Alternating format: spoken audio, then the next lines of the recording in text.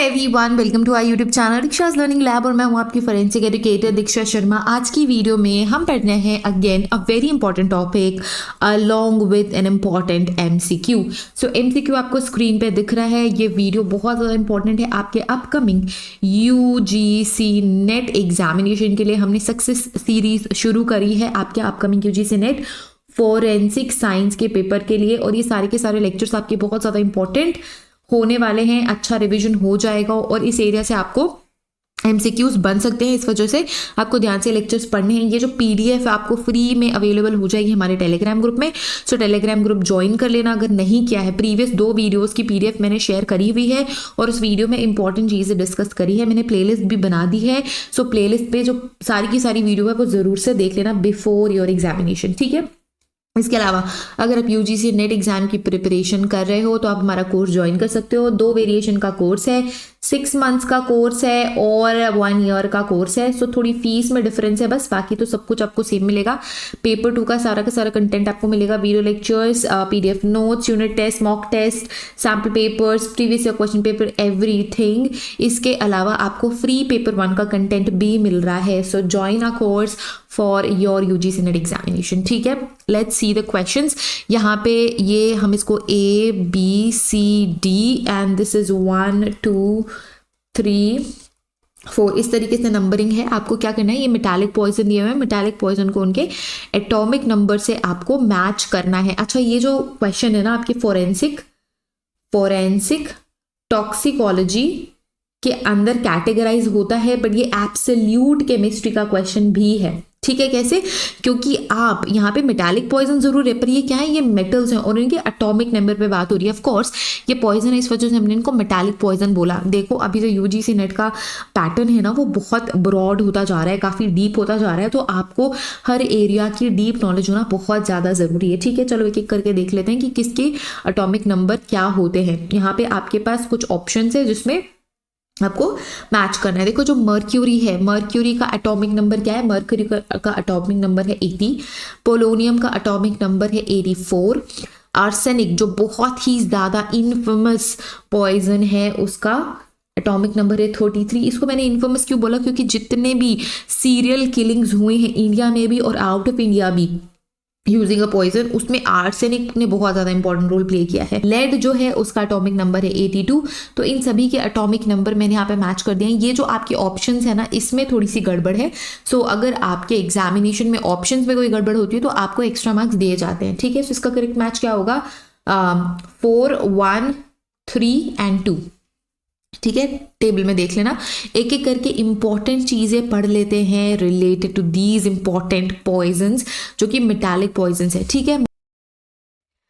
ठीक है, तो एक एक करके इन इंपॉर्टेंट मेटालिक पॉइजन्स के सारी इंपॉर्टेंट डिटेल्स हम डिस्कस कर लेते हैं जो कि आपके केमिस्ट्री से भी रिलेटेड है और फोरेंसिक टॉक्सिकोलॉजी से भी रिलेटेड है, ठीक है। एक एक करके देखते हैं। सबसे पहला है मर्करी, इसे Hg से हम डिनोट करते हैं। इसका एटॉमिक नंबर क्या है, 80 इसका एटॉमिक नंबर है।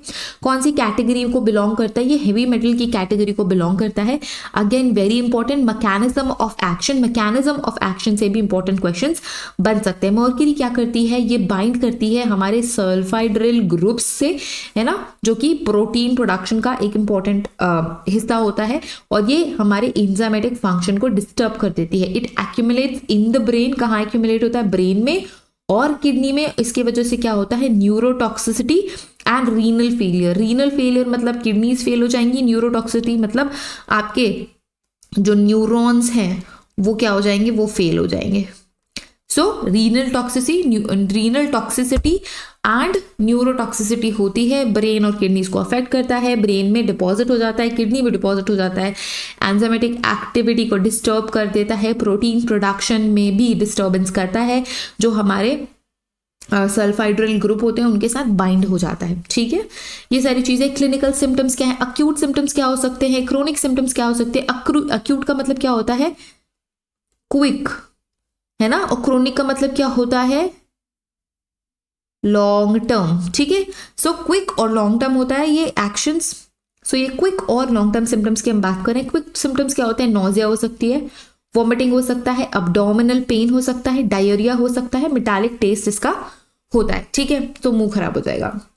क्रोनिक क्या है, ट्रेमर्स आ सकते हैं, ठीक है, इमोशनल इनस्टेबिलिटी हो सकती है जिसे हम कहते हैं एथिज्म, ठीक है, इसके अलावा मेमोरी लॉस हो जाता है, जिंजिवाइटिस हो जाती है।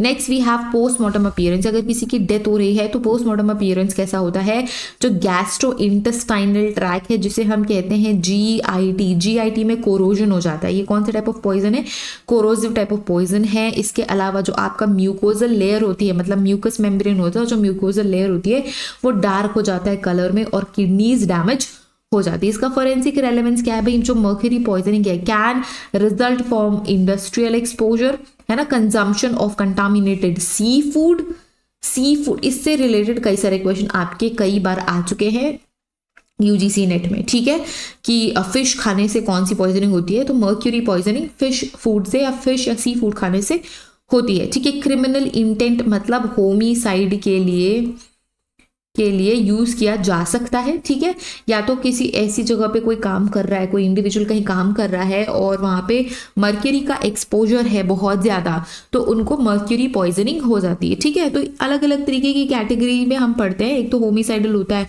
ठीक है, अगर आप मेडिको लीगल एरिया देखोगे तो एक होता है होमिसाइड, फिर होता है सुसाइड एंड देन फिर क्या होता है एक्सीडेंटल, ये 3 एरियाज होते हैं, ठीक है। सो सुसाइडल भी हो सकता है, होमिसाइडल भी हो सकता है, एक्सीडेंटल बहुत कम होता है, ठीक है, ठीक है। ये जो ट्रेमर्स हैं, ये जो सिम्टम्स मैं बता रही हूँ, जो ट्रेमर्स हैं इनको अलग अलग नामों से भी जाना जाता है, यहां से भी क्वेश्चन बन सकते हैं। जैसे कि ये जो ट्रेमर है जो मर्क्यूरी की वजह से होते हैं उनको हम डैनबरी ट्रेमर्स भी बोलते हैं, डैनबरी ट्रेमर्स, ठीक है, या फिर हैटर्स शेक भी बोलते हैं। हैटर शेक क्यों, क्योंकि हैट मेकिंग कंपनीज या जो हैट बनाने वाली कंपनीज हैं, जो हैट बनाने वाली इंडस्ट्री है वहां पे मर्क्यूरी यूज किया जाता है, तो इसे हैटर्स शेक भी बोलते हैं, क्योंकि हैट बनाने वाली कंपनी में या फिर हैट बनाने वाले प्लेस पे जो लोग काम करते हैं उनके मर्क्यूरी एक्सपोजर ज्यादा होता है एंड इसकी वजह से क्या होता है, उनके हैंड्स शेक करने लग जाते हैं, ट्रेमर्स आने लग जाते हैं, तो इसे हम डैनबरी ट्रेमर्स बोलेंगे, हैटर शेक बोलेंगे, या इसे मैड हैटर डिजीज भी बोला जाता है, ठीक है। नेक्स्ट मेटालिक पॉइजन की हम बात करेंगे, वो है लेड, जिसे हम पीबी से डिनोट करते हैं। इनका एटॉमिक नंबर है, इसका एटॉमिक नंबर है 82, कैटेगरी है हैवी मेटल। मैकेनिज्म क्या है, जो लेड है वो इंटरफेयर करता है हीम सिंथेसिस, मतलब हीमोग्लोबिन सिंथेसिस को डिस्टर्ब करता है by inhibiting enzymes like ALA dehydratase enzyme. It also mimics calcium and disturb the neurotransmitter release, और आपके न्यूरोट्रांसमीटर रिलीज को भी क्या करता है, डिस्टर्ब करता है। कैसे डिस्टर्ब करता है, कैल्शियम को मिमिक करके, क्योंकि हमारा जो कैल्शियम पोटेशियम चैनल है उसको ये डिस्टर्ब कर देता है। इस वजह से आपका जो न्यूरोट्रांसमीटर रिलीज है उसको भी असर, इस वजह से जो आपकी न्यूरोट्रांसमीटर रिलीज है उसको अफेक्ट करेगा और ये काफ़ी खतरनाक होते हैं। क्लिनिकल सिम्टम्स क्या है, अक्यूट सिम्टम्स की बात करें तो अब्डोमिनल पेन होता है जिसको हम लेड कोलिक बोलते हैं, वॉमिटिंग होती है या फिर इंसेफेलोपैथी हो सकती है। क्रोनिक, अगर क्रोनिक इफेक्ट्स की बात करें, क्रोनिक सिम्टम्स की बात करें तो पेरिफेरल न्यूरोपैथी हो जाती है, एनीमिया हो जाता है, लेड लाइंस जो कि आपके गम्स में होती है जिसे हम बर्टॉन्स लाइन बोलते हैं, वेरी इंपॉर्टेंट, या फिर लेड लाइंस बोलते हैं, लेड लाइंस जो लेड पॉइजनिंग की वजह से होती है, ठीक है। पोस्टमार्टम अपीयरेंस में क्या आता है, ऑर्गन्स पेल हो जाते हैं, ब्रेन डैमेज हो जाता है जिसे हम एडमा कहते हैं, एंड किडनीज डिजेनरेट हो जाती है। फोरेंसिक रेलेवेंस क्या है भाई, ये ऑक्यूपेशनल एक्सपोजर की वजह से भी हो जाता है। किसी ऐसी जगह पे कोई इंसान काम कर रहा है जहाँ पे लेड का एक्सपोजर है तो ऑक्यूपेशनल एक्सपोजर होता है। कंटामिनेटेड वाटर की वजह से भी पॉइजनिंग हो जाती है। क्यों होती है, पहले लेड की पाइप्स यूज करी जाती थी पानी ट्रांसफर करने के लिए इधर से उधर, तो इस वजह से वहां पे कंटामिनेशन अगर होता है या कोरोजन होता है लेड पाइप्स में तो पानी में भी लेड रिलीज होने लग जाता है। कई सारे ऐसे केसेस हैं, क्रिमिनल केसेस हैं जो कि लेड पॉइजनिंग को बताते हैं कि भाई पॉइजनिंग, जो पॉइजनिंग है वो इंड्यूस करी गई है यूजिंग लेड, तो ये काफी खतरनाक पॉइजन है। Next metallic poison we have is arsenic, जिसे हम AS से डिनोट करते हैं। काफ़ी ज़्यादा इन्फेमस, बहुत सारे होमिसाइड्स में यूज़ किया जाने वाला पॉइजन। इसका एटॉमिक नंबर है 33। ये किस कैटेगरी में आता है, ये मेटलॉइड की कैटेगरी में आता है। मैकेनिज्म ऑफ एक्शन क्या होता है, मतलब ये पॉइजन बॉडी में किस तरीके से काम करता है, तो जो आर्सेनिक है वो इनहिबिट करता है पायरूवेट डिहाइड्रोजनेज एंजाइम को। ये भी क्या है, ये एक एंजाइम है, देखो जिसके भी लास्ट में ASE आ जाता है, ये एंजाइम फैमिली से बिलोंग करते हैं, ठीक है। Arsenic inhibits pyruvate dehydrogenase that disturb ATP production. हमारी बॉडी में जो ATP प्रोडक्शन होता है, ATP क्या है, हमारी बॉडी में एनर्जी होती है, वो ऑक्सीडेटिव फास्फोराइलेशन प्रोसेस के थ्रू, जो ऑक्सीडेटिव फास्फोराइलेशन प्रोसेस है उसके थ्रू जो ATP जेनरेट हो रही है उसको क्या करता है, डिस्टर्ब कर देता है by inhibiting an enzyme called pyruvate dehydrogenase, ठीक है। क्लिनिकल सिम्टम देख लेते हैं। अक्यूट सिम्टम्स क्या होते हैं, सीवियर गैस्ट्रोइंटेस्टाइनल सिम्टम्स, GIT जिसे हम कहते हैं, राइस वाटर स्टूल, इसका बहुत ही ज़्यादा मार्केबल सिम्टम है, मतलब राइस वाटर स्टूल होता है। हाइपोटेंशन होती है, हाइपोटेंशन मतलब लो बीपी होती है, कन्वर्जन्स होते हैं एंड डेथ के चांसेस सबसे ज़्यादा होते हैं। क्रोनिक क्या होता है, स्किन पिगमेंटेशन हो जाती है, रेन ड्रॉप पैटर्न बोलते हैं इसे, काफ़ी ज़्यादा इंपॉर्टेंट है ये।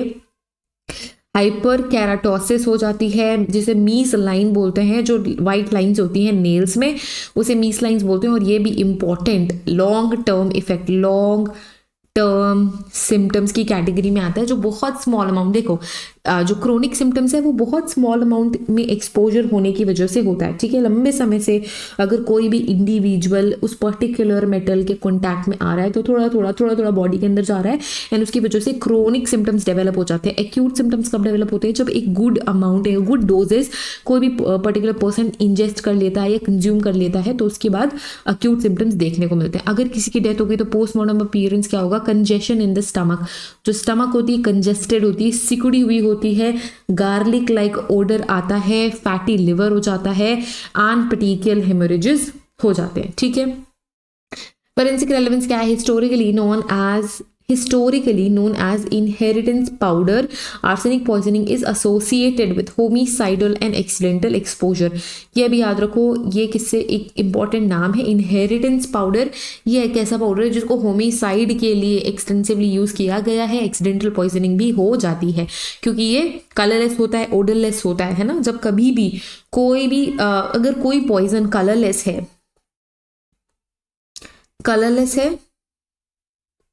ओडरलेस है एंड टेस्टलेस है तो ये परफेक्ट पॉइजन होता है किसी को भी धोखे से देने के लिए। भले ही बाद में आप पकड़े जाओ पर जो पर्सन कंज्यूम कर रहा है उसको समझ नहीं आएगा, चाय कॉफी किसी में भी मिक्स करके दे दो, ओडर कोई है नहीं, टेस्ट कोई है नहीं, तो लोग आसानी से कंज्यूम कर लेते हैं। बाकी जो और पॉइजन होते हैं वो कड़वे होते हैं या पंजेंट होते हैं टेस्ट में, तो सामने वाले को पता चल जाता है कि भाई कुछ तो गड़बड़ कंज्यूम कर लिया हमने, ठीक है। Next we have is cadmium. Cadmium का एटॉमिक नंबर क्या है, 48। कैटेगरी क्या है, हैवी मेटल की कैटेगरी है। मैकेनिज्म ऑफ एक्शन क्या है, जो कैडमियम है it induces oxidative stress by generating reactive oxygen species, जिसे हम ROS कहते हैं। जो रिएक्टिव ऑक्सीजन स्पीशीज है वो क्या करती है, ऑक्सीडेटिव स्ट्रेस क्रिएट करती है हमारी बॉडी में, जो कि कैल्शियम मेटाबॉलिज्म को डिस्टर्ब करता है, जो कि बोन डीमिनरलाइजेशन का सबसे इंपॉर्टेंट कॉज होता है। जब आपके बॉडी में ही कैल्शियम मेटाबॉलिज्म सही से नहीं हो रहा है तो बोन से जो कैल्शियम है वो डीमिनरलाइज होना शुरू हो जाता है, ठीक है। क्लिनिकल सिम्टम्स क्या क्या है, अक्यूट सिम्टम्स हैं सीवियर लंग इरिटेशन, लंग्स पे अटैक करता है ये पॉइजन, लंग इरिटेशन होती है। पल्मोनरी एडमा हो सकता है। पल्मोनरी एडमा मतलब एडमा इज नथिंग बट सूजन, ठीक है। अगर कोई जगह सूज गई है तो उसे हम एडमा कह सकते हैं, ठीक है। एडमा या इन्फ्लेमेशन है, ठीक है। पल्मोनरी मतलब आपके लंग टिश्यूज की हम बात कर रहे हैं। इसके अलावा GIT डिस्ट्रेस होता है। क्रोनिक सिम्टम्स की बात करें तो ऑस्टियोमेलिशिया हो जाता है, रीनल फेलियर हो जाता है, इटाई डिजीज हो जाती है। इटाई डिजीज क्या है भाई, बोन में पेन होता है, बोन्स की डिजीज है। Renal failure is again really very important. Malacia क्या है, ऑस्टियोमेलिशिया कुछ भी नहीं है, अडल्ट का रिकेट्स है, ठीक है। अडल्ट में जब बोन्स बहुत ज्यादा वीक हो जाती है, सॉफ्ट हो जाती है और वीक हो जाती है तो उसे हम कहते हैं ऑस्टियोमेलिशिया, ठीक है। सो बोन्स पे बेसिकली असर हो रहा है इस पॉइजन का। पोस्टमार्टम अपीयरेंस क्या होता है, लंग डैमेज हो जाते हैं अगर इनहेल किया गया है ये पॉइजन, ठीक है। किडनी नेक्रोसिस का मतलब क्या होता है, सेल डेथ, किडनी की जो सेल है उनकी डेथ हो गई है। ब्रिटल बोन्स मतलब बोन्स बहुत ही ज्यादा वीक हो जाती हैं।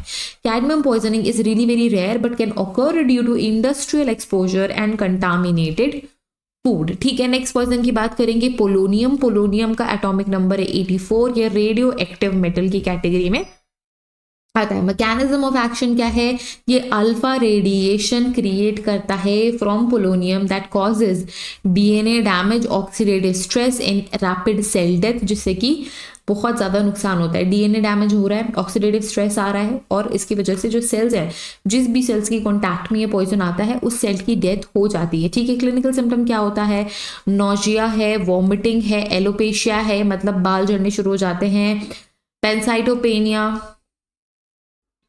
पेंसाइटोपेनिया एंड मल्टी ऑर्गन फेलियर की वजह से इंसान की डेथ हो जाती है। पोस्टमार्टम अपीयरेंस की अगर मैं बात करूँ तो सीवियर इंटरनल ऑर्गन डैमेज हो जाता है, स्पेशली इन गैस्ट्रोइंटेस्टाइनल ट्रैक्ट, मतलब आपका जो GIT ट्रैक है उसमें आने वाले जितने भी ऑर्गन्स है वो हमेशा डैमेज दिखेंगे। बोन मैरो भी डैमेज हो जाती है। अब अच्छा, ये GIT क्या है, मैं कई बारी गैस्ट्रोइंटेस्टाइनल ट्रैक की बात कर रही हूँ, GIT कह रही हूँ। GIT क्या होता है, माउथ से लेके एनस तक का जो ट्रैक होता है उसके अंदर जो भी चीजें आती हैं, चाहे वो एसोफेगस हो, स्टमक हो, स्मॉल इंटेस्टाइन हो, लार्ज इंटेस्टाइन हो, जो भी एरियाज आते हैं वो कहलाते हैं GIT ट्रैक। वो पूरी की पूरी ट्रैक GIT ट्रैक कहलाती है।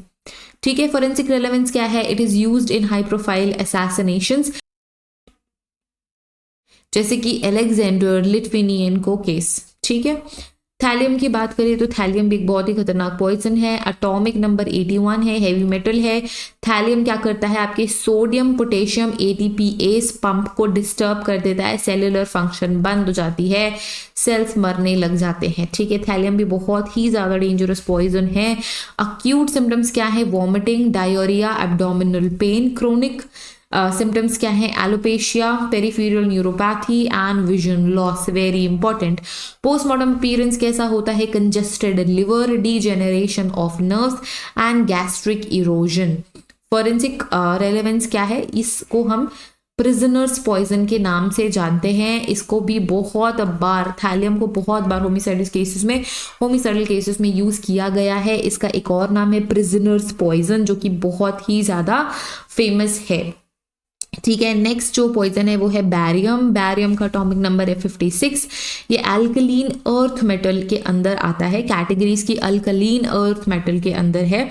मैकेनिज्म ऑफ एक्शन क्या है, जो बेरियम है वो इंटरफेयर करता है आपके पोटेशियम आयन रिलीज को, जो कि मसल पैरालिसिस को लीड करती है, या फिर कार्डियक अरिदमिया, मतलब आपके हार्ट की जो रिदम है वो डिस्टर्ब हो जाएगी, हार्ट अटैक या फिर कार्डियक अरेस्ट जैसी सिचुएशन बन सकती है। ठीक है, क्लिनिकल सिम्टम्स क्या है भाई, सीवियर मसल वीकनेस हो जाती है, हाइपोकैलेमिया देखने को मिलता है, और रेस्पिरेटरी फेलियर भी हो सकता है। पोस्टमार्टम अपीयरेंस क्या है, हार्ट की जो मसल्स हैं वो डैमेज हो जाते हैं, हाइपोकैलेमिया चेंज कर देता है सेल्स को। फोरेंसिक रेलेवेंस क्या है, ये इंटरनेशनल पॉइजनिंग में बहुत ज़्यादा रेयर है, पर इंडस्ट्रियल एक्सीडेंट्स हो सकते हैं। क्रोमियम की बात करें तो क्रोमियम का एटॉमिक नंबर है 24, ट्रांजिशनल मेटल की कैटेगरी में आता है। इसका मैकेनिज्म ऑफ एक्शन क्या होता है, ये जनरेट करता है oxygen species, reactive oxygen species, जो कि ऑक्सीडेटिव स्ट्रेस डालती है और डीएनए को डैमेज करती है। क्लिनिकल सिम्टम्स क्या है, स्किन में अल्सर हो जाते हैं, जिसे हम क्रोम होल्स कहते हैं।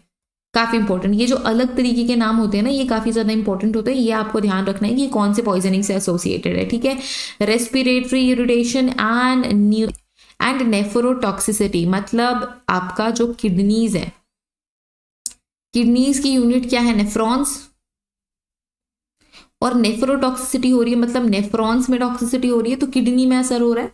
ठीक है, पोस्टमार्टम अपीयरेंस क्या है, कोरोडेड म्यूकोसा, जो हमारी म्यूकोजल लाइनिंग होती है रेस्पिरेटरी ट्रैक की, वो कोरोडेड होती है और किडनी डैमेज होता है। फोरेंसिक रेलेवेंस की मैं बात करूँ तो ऑक्यूपेशनल हजार्ड मैक्सिमम टाइम होता है, ट्रेनिंग या फिर क्रोम प्लेटिंग की वजह से लोग एक्सपोजर देख सकते हैं, लोगों को एक्सपोजर हो जाता है। ठीक है, नेक्स्ट वी हैव इज निकल, जिसको हम Ni से डिनोट करते हैं। एटॉमिक नंबर है 28, ट्रांजिशनल मेटल के अंदर आता है। मैकेनिज्म एक्शन क्या है, ये भी ऑक्सीडेटिव स्ट्रेस क्रिएट करता है, डीएनए डैमेज करता है, इम्यून सिस्टम को क्या करता है, ट्रिगर कर देता है, हाइपर सेंसिटिविटी हो जाती है। ठीक है, सिम्टम्स क्या है, dermatitis, respiratory irritation, carcinogenic effect इसके होते हैं अगर लंबे समय तक निकल के एक्सपोजर में आ रहे हैं तो कैंसर हो सकता है। पोस्टमार्टम अपीयरेंस क्या है, लंग और स्किन डैमेज हो जाती है। फॉरेंसिक रेलेवेंस क्या है, it is associated with chronic industrial exposure most of the time and environmental contamination की वजह से भी होता है। ये हमने कुछ जो इम्पोर्टेंट पॉइजन थे उनके बारे में पढ़ लिया। अब उन इम्पोर्टेंट पॉइजन्स के बारे में हम क्या पढ़ेंगे, एक टेबल के थ्रू पढ़ेंगे जिसमें एटॉमिक नंबर भी है, कैटेगरी भी है, मैकेनिज्म ऑफ एक्शन हमने यूजुअली डिस्कस कर लिया। जो मैकेनिज्म ऑफ एक्शन हमने ऑलमोस्ट डिस्कस कर लिया, ठीक है। क्विकली कवर करते हैं इन सभी के सभी मेटालिक पॉइजन्स को। Mercury Hg80 atomic number, category heavy metal, sulphydryl enzyme से बाइंड करता है। न्यूरोटॉक्सिसिटी, किडनीज को डैमेज करता है। Lead 82 heavy metal, interferes with haem synthesis, ठीक है, कैल्शियम को मिमिक करता है और आपके न्यूरोट्रांसमीटर्स को क्या करता है, डिस्टर्ब करता है और न्यूरोटॉक्सिसिटी कॉज करता है, ठीक है। दो इंपॉर्टेंट चीजें, एक तो है न्यूरोटॉक्सिसिटी, जो एक जैसे लगेंगे बट अलग होते हैं, एक होती है नेफ्रोटॉक्सिसिटी, ठीक है। न्यूरोटॉक्सिसिटी का मतलब आपके नर्व सेल्स में टॉक्सिसिटी हो रही है, आपके न्यूरॉन्स डैमेज हो रहे हैं, ठीक है। नेफ्रोटॉक्सिसिटी मतलब किडनीज, मतलब आपके नेफ्रॉन्स, जो आपकी किडनी की सेल्स होती हैं उनमें टॉक्सिसिटी हो रही है, वो डैमेज हो रहे हैं। तो न्यूरोटॉक्सिसिटी और नेफ्रोटॉक्सिसिटी अलग अलग है, ध्यान रखना है, ठीक है। आर्सेनिक एटॉमिक नंबर 33, मेटलॉइड, ये इनहिबिट करता है एटीपी प्रोडक्शन को, जो कि ऑक्सीडेटिव फास्फोराइलेशन के थ्रू प्रोड्यूस होता है, सिस्टमैटिक टॉक्सिसिटी जनरेट करता है। Cadmium 48 heavy metal, oxidative stress, disturb calcium metabolism, damages lungs and kidneys. Polonium, ठीक है, पोलोनियम 84 रेडियो एक्टिव मेटल है, alpha radiation causes damage to DNA, oxidative stress and multi organ failure.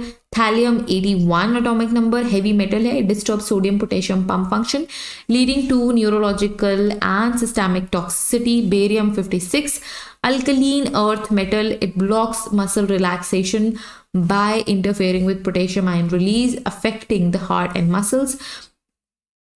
Next is chromium 24 transition metal.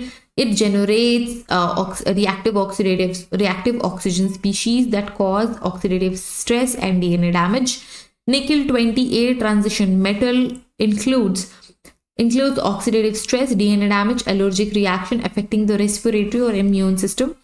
Antimony 51 metalloid है, interferes with the cellular metabolism by disturbing enzyme activity that causes systematic toxicity. Bismuth 83 heavy metal है, it binds to thiol group of enzyme that disturb cellular metabolism that cause nephrotoxicity. Uranium 92 radioactive metal, this causes radiation damage, oxidative stress and nephrotoxicity, particularly bones and kidneys.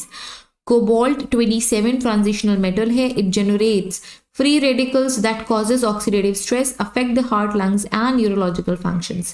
ठीक, so next we have iron. iron का जो atomic number 26 है, essential trace element के अंदर आता है. This overload causes oxidative stress by generating free radicals. This damage organs like liver and heart. Copper 29 atomic number, essential trace element की category में आता है. एक्सेस कॉपर प्रोड्यूसेस ROS, मतलब reactive oxygen species that causes oxidative stress. अगर ROS है तो oxidative stress आएगा ही आएगा. लिवर डैमेज होगा, ब्रेन डैमेज होगा और किडनीज डैमेज होंगी. Zinc atomic number 30 essential trace element.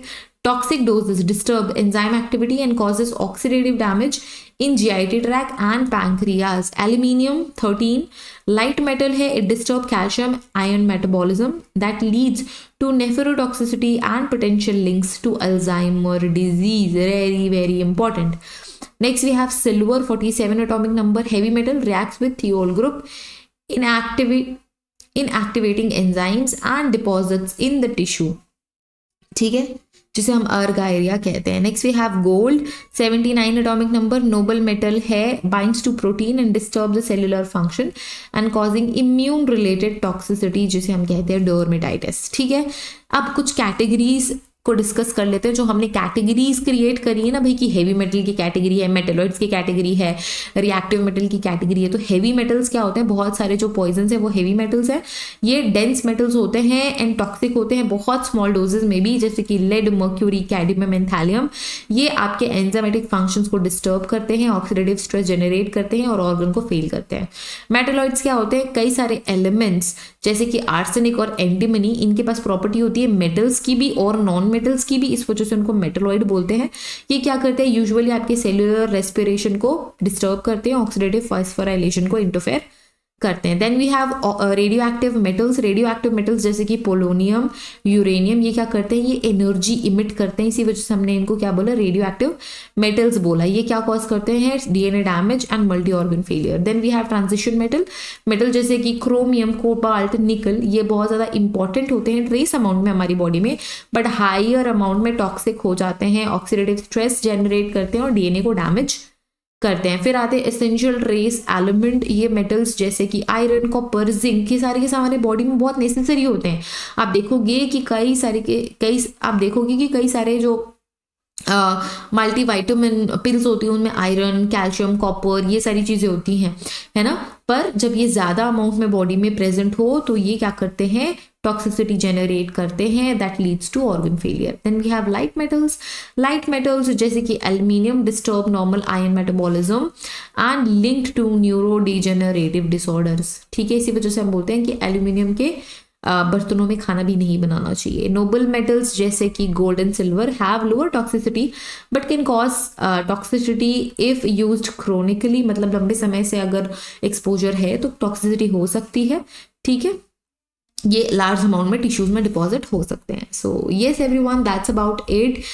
जितने भी इंपॉर्टेंट एरिया से related to metallic poison, related to metallic poison chemistry हमने डिस्कस कर लिए। If you have any question, query और doubt, you can text to us, you can comment it down below and मैं सभी के सभी comment का रिप्लाई जरूर से करूंगी। Thank you so much everyone for watching.